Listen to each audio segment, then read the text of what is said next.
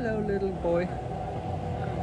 It's very hard to make the decisions, especially when the dog's got a big smile like Rocky does. But if we hadn't taken Chicken in to give her Rocky's spot, Chicken would have died. To save as many dogs as possible, you do have to put them back on the streets.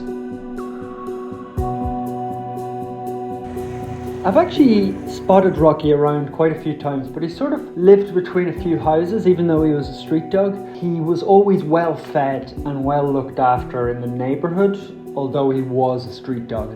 Even though I saw him on a regular basis, I didn't think he needed help, but then all of a sudden I saw him with what looked like a second sore paw. So he was limping on two paws, so I said, okay, I better stop. And I could also see that he had like shadows on his ears, sort of weird shapes, which I thought correctly were ticks. So I really tried to catch him for a long time. It took me about 1 week, 2 weeks. He was very fast, he kept running away. So what we did was we were able to find a local person who actually knew him a little bit better and that he trusted more.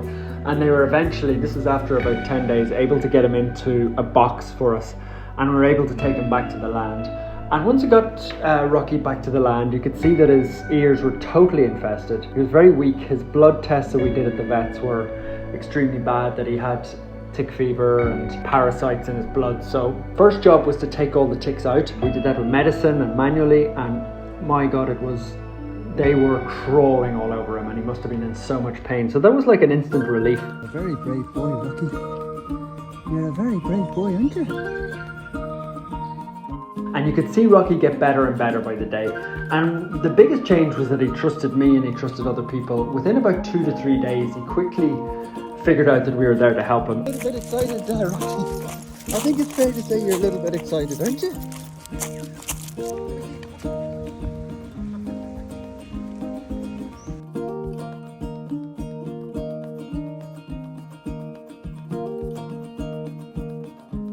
Rocky became this big smiley dog, and then the hardest part obviously is, okay, he's sort of fixed. We have to keep looking after him. We have to keep giving him medicine. He's got his place here, but what happens is a more serious case comes along, and in this case it was an incredibly serious case. A little dog called Chicken. Oh, you're very thin, darling. You're not even half a finger wide, I would say. About 2/3 of a finger. That's a case where you have to put the dog back out on the streets, and this is my philosophy and a part that's really hard for people who don't work with street dogs to understand. There's thousands of street dogs in Thailand where I live. There's millions in the country. If you were to just take them all in, you could have hundreds of dogs tomorrow morning, like Rocky. So that's not a solution. You can't just take 100 dogs in because there's 100 more to take. If you fix the dog, there's not going to be people who are there to adopt them. We certainly do adoptions and we try to get as many back into good homes as possible, but sometimes you have to put them back onto the street. Actually, the vast majority of the time. So it was deemed that Rocky was well enough. The vet said that his paw was broken a long time ago, and given that he wasn't in pain from the leg, the vet's recommendation was that he lives with it and we continue his medicines for his ticks and the fever and the blood issues that he had. The thing is, we're able to find him a place that's safe. He lives with a family. I mean, he decided to live with them rather than them getting him as a pet. That's just his little place. Now that's very hard to understand if you live somewhere where there's no street dogs, but dogs choose where they live. They know that they get a little bit of food there. Most importantly, he's not badly treated. Nobody's picking on him. No other dogs are picking on him. No humans are treating him badly. I stop past every day and bring him his food and his medicine, and he has a couple of little spots in beside the bikes or in beside the children's toys where he relaxes and waits for me to come.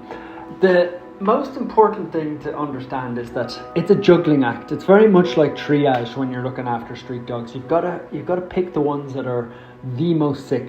So if we hadn't taken Chicken in to give her Rocky's spot, Chicken would have died. Her blood tests were an order of magnitude worse than Rocky's, and she was really at death's door. But because we got her in, she's now in a good place as well, and she's able to recover.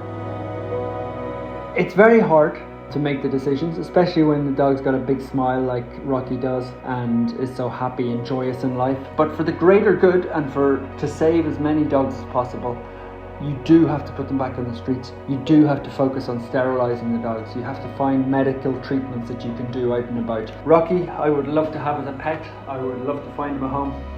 But unfortunately, there's thousands of Rockies out there, so you do your absolute best for them.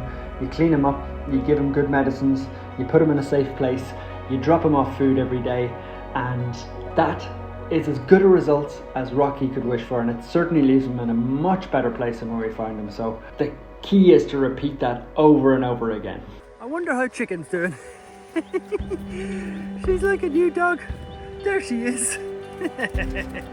You look fantastic, madam. Next thing we'll have to do before you go is get you sterilised.